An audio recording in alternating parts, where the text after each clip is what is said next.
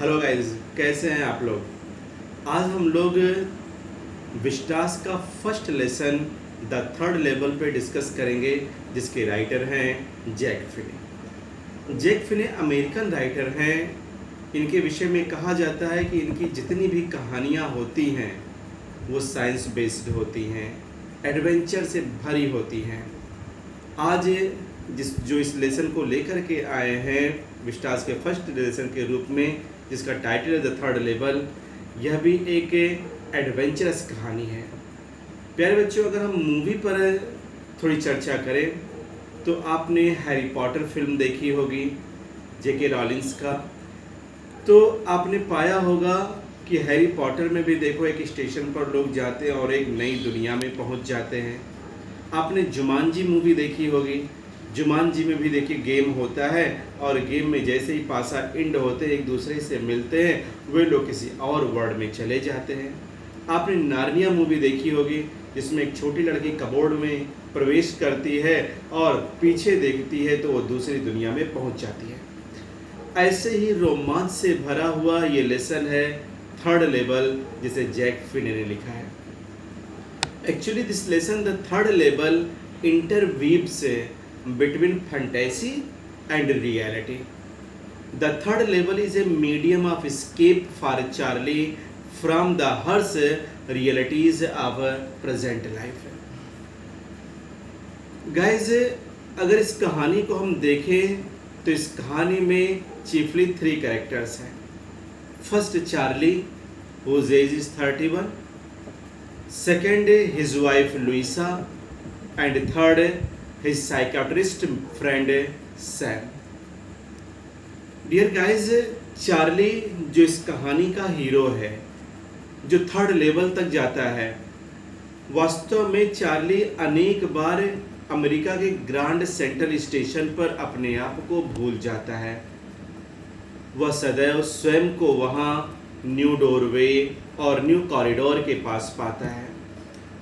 Every time he had new experience, he even had begun to believe that the grand center was like a huge tree, और उसकी जड़ें नए नए tunnel और corridor के पास जाकर के खुलती हैं। एक बार चार्ली मीलों लंबी टनल में प्रवेश कर जाता है and came out in the lobby of a hotel. Another time, वह एक ऑफिस की बिल्डिंग में आ जाता है, but there were certainly only 2 levels at the central station. Charlie चाहे कितना घूमे, चार्ली चाहे कितना भटके, लेकिन रियलिटी अगर देखा जाए तो अमेरिका के ग्रैंड सेंट्रल स्टेशन पर सिर्फ और सिर्फ 2 लेवल हैं। लेकिन चार्ली को पूर्ण विश्वास था कि there were 3 level at the Grand Central station.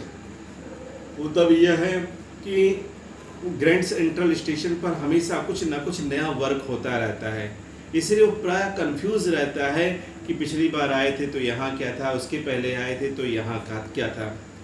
He talks about it to his friend Sam, जो एक साइकेट्रिस्ट है। वह उसे बताता है कि वहाँ पर मैंने ये देखा, वहाँ पर मैंने ये देखा, और थर्ड लेवल भी कोई होता है।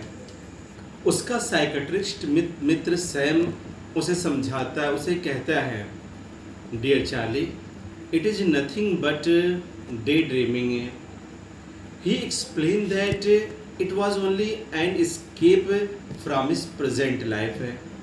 साथ ही साथ वह यह भी कहता है, the modern world is full of fear, the modern world is full of tension and worries, and the third level provide him an exit from it.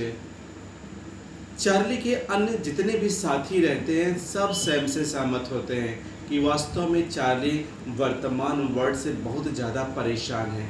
2 विश्व युद्ध हो चुके हैं, इसीलिए वह और भी ज़्यादा परेशान है। वे कहते हैं कि Charlie, stamp collecting was also a temporary escape. पर चार्ली उनसे तनिक भी सहमत नहीं होता है कि स्टैम्प कलेक्टिंग का टेम्परेरी स्केप से क्या लेना देना है। वह अपने मित्र को और सैम को कहता है, his grandfather also started the stamp collection and his grandfathers days life was very peaceful, very quite. यानी उसके दादाजी भी स्टैम्प कलेक्टिंग किया करते थे, लेकिन दादाजी का जो का समय था वह बहुत शांति से भरा हुआ था। मैं भी स्टैम्प कलेक्टिंग करता हूँ, लेकिन आज का पूरा जो समय है वो तनाव से भरा है, वो वरी से भरा है, वो टेंशन से भरा है। इसके अतिरिक्त वर्तमान जो राष्ट्रपति हैं रूजवेल्ट, अमेरिका के वर्तमान राष्ट्रपति जो रूजवेल्ट हैं, वो भी स्टैम्प कलेक्ट करते थे। ऐसे ही वह एग्जाम्पल दे करके समझाता है। One day Charlie got late from his office, he wanted to reach home soon. वह जल्दी जल्दी अपने घर जाना चाहता था, अपनी पत्नी लुइसा से मिलना चाहता था। So he went to the Grand Central station to catch the train. वह पहले फर्स्ट लेवल पर गया, वहाँ देखा कि सारी ट्रेनें समाप्त हो चुकी हैं, छूट चुकी हैं, जा चुकी हैं। इसीलिए वो सोचता था कि चलो सबवे पकड़ लेता हूँ। सबवे जो है, वहाँ की जो ट्रेनें हैं वो बस से कहीं तेज चलती हैं, वो जल्दी पहुँच जाएगा। So then walked down another flight of stairs. He thought that he had reached the second level again, but in fact he got lost. He walk down a corridor. उसे लगता है कि वह गलत है, बार बार वह इधर उधर घूमता है, लेकिन फिर उसे लगता है कि वह घूम करके वहीं आ जा रहा है। But he walked on downwards, he walk down a short flight of a stair. उसे लगता है कि वह पुनः सेकंड लेवल पर पहुंच गया है, but actually he had reached the third level. The third level was entirely different. The third level was entirely old-fashioned. वहाँ कुछ टिकट के विंडोज़ थे, क्योंकि रेलवे से भी गायब हुआ था ना, थर्ड लेवल पर गया था, तो वो थर्ड लेवल के रेलवे स्टेशन पर ही पहुँचता है। वहाँ के जो इंफॉर्मेशन बूथ बने हुए थे वो भी लकड़ी के बने थे। वहाँ की जो लाइटें लगी हुई थी ऑफन फ्लेम गैस लाइटें थी। फर्श पर देखता है तो फर्श पे ब्रास से कह सकते पीतल के थूकदान लगे हुए थे। वहाँ के जो पुरुष थे, लंबी लंबी मूछें, बड़ी बड़ी दाढ़ी, मूछों में भी किनारे से ऐड करके एक गुड लुक, एक गुड शेप देने का प्रयास भी किया गया था। वहाँ की जितनी भी महिलाएं थीं वे सब लोग हाई बटन्ड शूज़ पहनी हुई थी। रेलवे इंजन बच्चों वहाँ के छोटे छोटे थे, विथ फनल शेप्ड स्टैक थे। Everything looked a century old.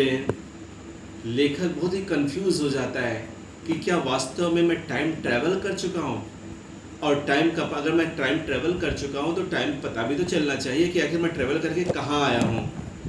इसलिए सबसे आसान तरीका उसने सोचा न्यूज़पेपर को देखते।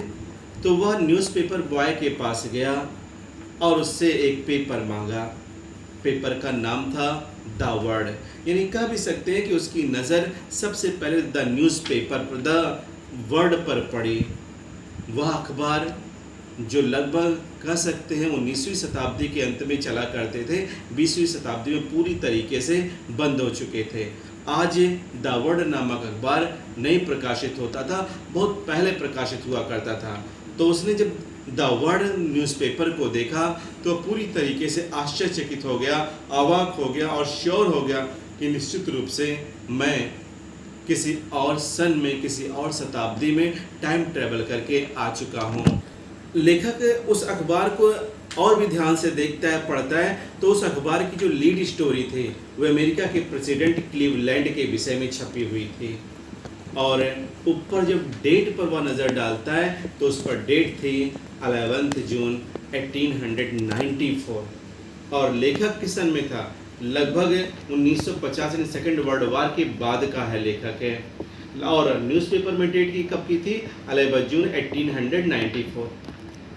चार्ली गाल्सबर्ग जानना चाहता था। He had been there in his childhood days. जो गाल्सबर्ग है वह एक बहुत ही astonishing, एक वंडरफुल टाउन था, with tremendous trees and frame house भी वहाँ पर थे। सन 1894 में Galesburg it was a haven of peace and tranquillity. लोग चिंता मुक्त जीवन जीते थे। इसीलिए वह गाल्सबर्ग के लिए 2 टिकट मांगता है। मैं यहाँ लेखक को सनकी भी नहीं कह सकता हूँ कि पागल है, इंसेन है। कारण है क्योंकि अगर वो 2 टिकट मांगता है तो एक अपने लिए और एक अपनी पत्नी लुइसा के लिए। वह गाल्सबर्ग के विषय में सोचता है तो यह भी सोचता था कि वास्तव में वह स्थान शांति से भरा है, ट्रैंक्विलिटी से भरा हुआ है। इसलिए हम कह सकते हैं लेखक का जो मस्तिष्क था वो बिल्कुल स्वस्थ चित्त था। कहता है कि चलो 2 टिकट खरीद लेते हैं। तो वह टिकट काउंटर पर जाता है और गाल्सबर्ग के लिए 2 टिकट मांगता है।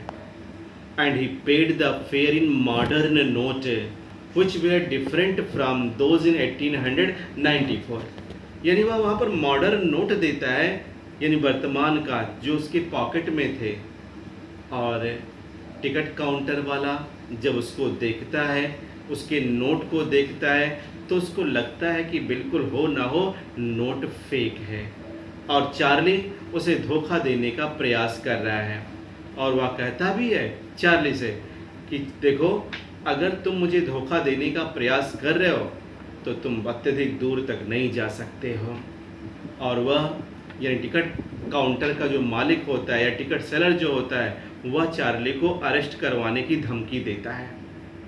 फिर क्या था, चार्ली तुरंत जितना तेज हो सकता था उतना तेज भागा, यानी कह सकते हैं सर पे पांव रख करके भागा। अगला दिन यानी वह भागता है और पहुंच जाता है कहीं।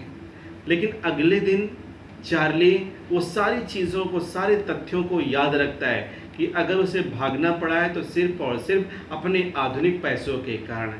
इसीलिए वह कॉइन डीलर के पास जाता है और ओल्ड स्टाइल नोट यानी 1894 में चलने वाला ओल्ड स्टाइल नोट खरीदता है, क्योंकि वह जेल नहीं जाना चाहता था और विशेष रूप से 1894 वाले जेल में तो कतई नहीं जाना चाहता था। कॉइन डॉलर के पास पहुंचता है एक्सचेंज करने के लिए कि मॉडर्न रुपीज़ को चेंज करके लाओ, ओल्ड रुपीज़ ले लेते। तो उसे 300 न्यू डॉलर के बदले में सिर्फ और सिर्फ 200 ओल्ड डॉलर मिलते हैं। बच्चे, he could never find the corridor that led to the third level। वह बार बार पैसा लेकर इधर उधर घूमता है, तलाशता है, लेकिन आज जब वह वास्तव में 3rd लेवल में जाना चाहता है तो आज 3rd लेवल का कोई रास्ता भी नहीं मिल पाता है। चार्ली की पत्नी लुइसा जब यह सुनती है तो वह चिंतित हो जाती है और उसकी चिंता तो तब और बढ़ जाती है जब उसे पता चलता है कि चार्ली ने ओल्ड स्टाइल के नोट खरीदे हैं। कितने नोट? 200 नोट खरीदे हैं।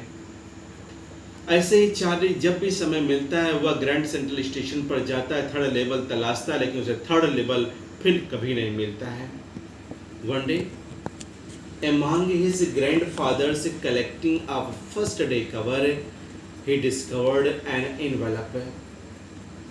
पोस्ट मार्क जो लगा रहता है इन्वेलप पर, उसे पता चलता है कि यह 18 जुलाई 1894 को पोस्ट किया गया था। He opened the envelope, but the paper inside was not blank। लेकिन इससे पहले क्या होता था कि जब लोग नई नई कोई डाक टिकट जारी होती थी तो वे लोग पहले ही डाक टिकट को खरीद लेते थे, स्टैंप पर लगाए और लिफाफे पर चिपका लेते थे और उसमें एक ब्लैंक पेपर डाल करके अपने पते पर स्टैंप लगवाकर भिजवा देते थे। बिल्कुल वही जितना भी लेटर था उस लेटर को उसने देखा, 18 जुलाई 1894 का लेटर। उसे लगा कि निश्चित रूप से इसके भीतर जो भी लेटर होगा वो ब्लैंक होगा, लेकिन आज का जो लेटर था वो ब्लैंक नहीं था। उसने he opened the envelope but the paper inside was not blank। इसे यानी यह जो पत्र था वह उसके मित्र सैम ने लिखा था, वही जो साइकाट्रिस्ट था। अपने मित्र सैम को चार्ली हमेशा गाल्सबर्ग के बारे में बताता था कि गाल्सबर्ग एक शांत स्थान है, गाल्सबर्ग में सिर्फ ट्रैंक्विलिटी है, वहाँ बड़े बड़े पेड़ हैं, घर भी बिल्कुल रोम में है, सुंदर है, वहाँ का जो फिनोमेना है बहुत ही आकर्षक है।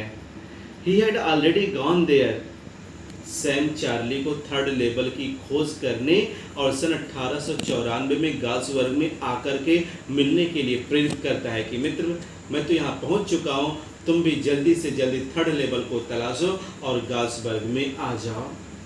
और वह बताता है कि वह वास्तव में, जब मैं चिट्ठी लिख रहा हूँ तो सैम को लगता है कि वास्तव में वह एक अद्भुत प्लेस है, एक शांत प्लेस है।